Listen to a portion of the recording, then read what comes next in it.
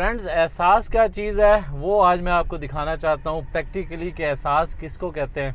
CDA एहसास के जज्बे से सरशार सिर्फ 10 साल के कलील अरसे के बाद ये डबल रोड जो कि बाकायदा तौर पे खड्डों में कन्वर्ट हो चुकी थी, सिर्फ 8 से 10 साल लगे सीडीए ने एहसास किया कि I-14 के रिहायशी जो कि मुसीबत ज़दा, इनको अब इस मुसीबत से निकाला जाए। तो इसीलिए इस खिदमत के जज्बे से सरशार सीडीए ने बिल आखिर ये फ़ैसला किया है कि इस डबल रोड को अब बन जाना चाहिए। तो इसीलिए मैंने सोचा कि आपको इसकी अपडेट दूं कि ये डबल रोड जो कि एंट्री पॉइंट भी है I-14 सेक्टर का, ना सिर्फ ये I-14 सेक्टर का एंट्री पॉइंट है बल्कि इसी से मुंसलिक आगे सीडीए के सेक्टर्स I-15 और I-16 भी हैं। उसी के साथ फिर आगे PHA के अपार्टमेंट्स भी हैं जो कि I-16 में वाक़ हैं, और इन्हीं के साथ साथ फिर ताज रेजिडेंशिया जो कि I-15 के बिल्कुल साथ वाक़ है, उसके लिए भी ये मेन शाहराह का काम करता है। यही वो डबल रोड है जो गोल्डा मोड़ से लीड करता हुआ इन सारे सेक्टर्स की तरफ जाता है और इंतहाई खस्ता हाली का शिकार था। तो मैं सलूट पेश करता हूँ सीडीए को, जिसने एहसास किया आवाम का, और ये सोचा होगा सीडीए ने कि आई सीरीज़ के लोग भी इस्लामाबाद में रहते हैं, इसी चीज़ का एहसास करते हुए इस डबल रोड को बनाना स्टार्ट कर दिया है। मेरे लिए तो ये एक खुशी की खबर थी क्योंकि ज़्यादातर मेरा आना जाना ताज रेजिडेंशिया में होता रहता है, तो ये सारा अबूर करके जाना पड़ता था। तो आज मेरी खुशी की इंतहा आप देख रहे होंगे कि किस कदर मैं खुश हूँ कि ये सीडीए ने बिल आखिर ये स्टेप लिया, और अल्लाह ताला इनको और भी हदायत और तौफीक दे, क्योंकि आप जानते हैं कि हमारे तमाम तारे इदारे एहसास से भरपूर हैं।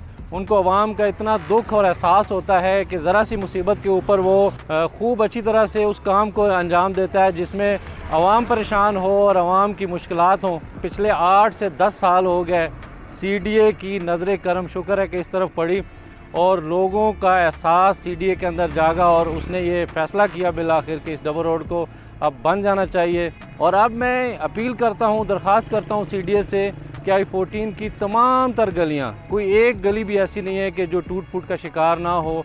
तमाम तर गलियाँ इसी तरह से बाकायदा टूट फूट का शिकार हैं। वहाँ पे लोगों का आना जाना महाल है कि अपने घरों तक लोग जिस तरह जाते हैं गाड़ियाँ लेकर, वो वही लोग जानते हैं जो यहाँ के बासी हैं। तो खुदारा उन गलियों का भी ख्याल कर लें, एहसास कर लें, क्योंकि 60% के करीब सीडीए का ये सेक्टर आबाद हो चुका हुआ है। और बेशक ये आई सीरीज़ ही सही, लेकिन ये सीडीए ही का प्रॉपर सेक्टर है। इस पर रहम करें, खुदा का खौफ करें और इसकी तमाम तर गलियों को भी इसी तरह से बनाना शुरू कर दें जैसे आपने एहसास करके इस डबल रोड को बनाना स्टार्ट किया है। मज़ीद आगे चलते हैं और देखते हैं कि गोल्डा मोड़ की तरफ जो कि एंट्री पॉइंट है और उसकी अंडरपास बनने के बाद जो गोल्डा मोड़ से आने वाली रोड है उसका क्या अहवाल है वो भी जानते हैं। तो आज हैं गोल्डा मोड़ की तरफ चलते हैं। तो लग कुछ ऐसे ही रहा है कि ये सारा यहाँ से लेके आगे एंड तक ये सारे डबल रोड्स बनाने जा रहे हैं, क्योंकि ये देखें पहले ये वाली सूरत हाल है डबल रोड्स की, बहुत ही खस्ता हाल और इंतहाई शर्मनाक है। ये अब यहाँ से ये वर्कशॉप्स स्टार्ट हो जाती हैं। ये अब एग्ज़िट कर रहा हूँ मैं I-14 से, तो एग्ज़िट यहाँ से ये देखिए एंट्री पॉइंट है। तो आप खुद देख सकते हैं कि किस तरह का यहाँ ये वेलकम करता है सेक्टर आपको। इस तरह तो आप कोई ग्रेड 3 की सोसाइटीज़ का भी ये हाल नहीं है, वो भी कम से कम अपनी एंट्रेंस को ठीक रखते हैं। उनके जो मेन बुलेवार्ड होते हैं उनके ऊपर कारपेट किया होता है उन्होंने, जबकि यहाँ सीडीए के बुरे हालात हैं। यहाँ आपको, क्योंकि जैसे मैंने आपको बताया है कि ये ना सिर्फ सीडीए के सेक्टर्स I-14, I-15 और I-16 की ये एंट्री पॉइंट है, बल्कि ताज रेजिडेंशिया, PHA अपार्टमेंट्स और आगे गांव हैं मुख्तलिफ, जिनमें शेखपुर है, नून गांव है, इसी तरह से और डिफरेंट छोटे छोटे गांव हैं जो यहीं से सारे होकर जाते हैं। तो बहुत बड़ी आबादी, हज़ारों की तादाद में जो कि यहाँ से गुज़र के जाते हैं। और यहाँ ये वर्कशॉप्स के पास भी बिल्कुल उसी तरह से काम स्टार्ट हो चुका हुआ है कारपेटिंग का। एक साइड पे ये कारपेट जो क्रश है वो डाल दी गई है, ये साथ साथ हमारे, और मैं उम्मीद करता हूँ कि अब ये ना हो कि मेरी नज़र लग जाए इनको और ये दोबारा से काम ठप हो जाए, काम स्टॉप हो जाए। पहले भी इसी तरह से होता है कि थोड़ा सा काम करके उसके बाद फिर फंड्स रुक जाते हैं या और कोई ऐसी चीज़ आ जाती है जिसकी वजह से फिर महीनों बल्कि सालों काम रुक जाया करते हैं CDA के। यहाँ ये देख रहे हैं आप कि इसी तरह की सूरत हाल होती है। साइडों पे ये वर्कशॉप्स हैं, जैसे कि ये देखें अब बिल्कुल सेंटर में ये भाई साहब गाड़ी को खोल के बैठे हुए हैं। लेकिन खैर अब जब तक ये मामलात हैं तब तक तो ये चलता रहेगा। उन्हीं के पीछे फिर ये एक और हैं, तो ये बहुत ज़्यादा दिक्कत होती थी लोगों को यहाँ से गुज़रने में, जो कि अब मुझे लग रहा है कि शायद फाइनली दूर होने जा रही है ये दिक्कत। और दूसरी तरफ से ये अब गोल्डा मोड़ के पास पहुँच चुका हुआ हूँ मैं। गोल्डा मोड़ का ये मंज़र आप देख रहे होंगे। असल में ये जो अंडरपास आपको नज़र आ रहा है बेसिकली तो बनाया गया था, ये करोड़ों रुपया आवाम के टैक्स पेयर की मनी से ये अंडरपास बनाया गया था कि जो कि G13 या पिछले पुराने सेक्टर्स इस्लामाबाद के कश्मीर हाईवे के थ्रू जो लिंक कर रहे हैं I-14, 15 और 16 को, उनकी आसानी के लिए बनाया गया था। लेकिन अफसोस से ये कहना पड़ता है कि इंतहाई पुअर प्लानिंग के साथ इसको बनाया गया। ये जितनी आपको ट्रैफिक नज़र आ रही है इसको G13 से आगे I-14 में एंटर होना होता है, जिसकी वजह से बेसिकली इसको बनाया गया इस अंडरपास को। लेकिन तमाम तर जो इसका फ़ायदा हो रहा है, बल्कि डबल फ़ायदा जो हो रहा है वो हो रहा है GT रोड की तमाम तर ट्रैफिक को, जिसको पहले भी कोई मसला नहीं था, वो बड़ी आसानी से यहाँ, क्योंकि ये चौक को बंद किया हुआ था, तो जिस मकसद के लिए इस अंडरपास को बनाया गया, इंतहाई शर्म और दुख की बात है कि वो मसाइल बढ़ गए हैं कम होने की बजाय। रश आवर्स के अंदर यहाँ पे लंबी लंबी लाइनें लगी होती हैं और ट्रैफिक पुलिस तैनात होती है यहाँ पे, क्योंकि अगर वो ना हो तो ये चौक परमानेंट बंद हो जाए। तो कश्मीर हाईवे से आने वाले जितनी ट्रैफिक है उनके लिए ये दर्द सर अभी भी बना हुआ है। अल्लाह जाने ये किस तरीके से इसको ठीक किया जाएगा दोबारा से।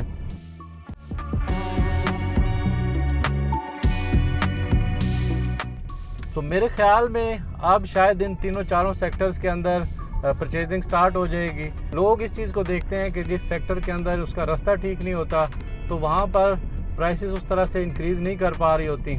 अब ये क्योंकि जेन्युइन एरिया है सारा, I-14 में जेन्युइन लोग घर बना के रह रहे हैं, तो उसी चीज़ को देखते हुए लोग अब यहाँ पे परचेजिंग बढ़ा देंगे। तो यहाँ जो प्राइसेस हैं I-14 के अंदर 5 मरले का प्लाट तकरीबन 1 करोड़ 15 से लेकर 1.5 करोड़ तक है। इसी तरह से 30-60 का प्लाट 1.5 से लेकर 2 करोड़ तक। उसके साथ जुड़ा हुआ सेक्टर I-15 के अंदर जो प्राइसेस चल रही हैं वहाँ पे, क्योंकि 2 ही प्लाट साइजेज़ हैं। 5 मरले का जो प्लाट है उसकी कीमत 60 से लेकर 80-85 लाख तक और 30-60 की कीमत 75 लाख से लेकर 1 करोड़ तक है। उसके बाद फिर I-16 की भी मिलती जुलती कीमतें हैं I-15 के साथ ही, वहाँ पर भी क्योंकि 2 ही प्लाट साइजेज़ हैं और वहाँ पर भी तकरीबन इसी तरह के रेट्स चल रहे हैं। लेकिन फ़र्क यह है कि I-15 को अभी अभी कब्ज़ा मिला है और वहाँ पे घर बनना स्टार्ट हुए हैं, जबकि I-16 के अंदर एक अच्छी खासी बड़ी तादाद के अंदर घर बन चुके हुए हैं और लोग अपनी फैमिलीज़ के साथ वहाँ रह रहे हैं। इसी तरह से ताज रेजिडेंशिया के अंदर 10 मरले का प्लाट शुरू के जो इसके सेक्टर्स हैं, जिनमें ट्यूलिप सेक्टर है, उसके अंदर आपको 10 मरले का प्लाट जो कि 35-70 के बराबर है तकरीबन 1 करोड़ 10 लाख से लेकर 1.5 करोड़ तक मिलता है। इसी तरह से सामने मौजूद लिली सेक्टर जिसके अंदर 5 मरले का प्लाट 65 लाख से लेकर 75 लाख तक है। तो अब ये जो एरिया है ओवरऑल इस पूरे के ऊपर फ़र्क पड़ सकता है। तो यूँ अभी भी इस तमाम तर इलाके की कीमतें अंडर कंट्रोल हैं, तो आप चाहें तो अभी भी यहाँ पर परचेजिंग कर लें, क्योंकि ये सारी सूरत हाल मैं देख रहा हूँ कि आगे तक ये डबल रोड जो हैं, मुमकिन है I-16 तक इस डबल रोड को बनाने जा रहा हो CDA, तो इसके बन जाने से बहुत ज़्यादा फ़र्क पड़ेगा इनकी तमाम तर सेक्टर्स की प्राइसेस के ऊपर भी। तो ये तो थी अपडेट जो कि I-14 सेक्टर के साथ मोले का जो डबल रोड है उसको बनाने जा रहा है CDA।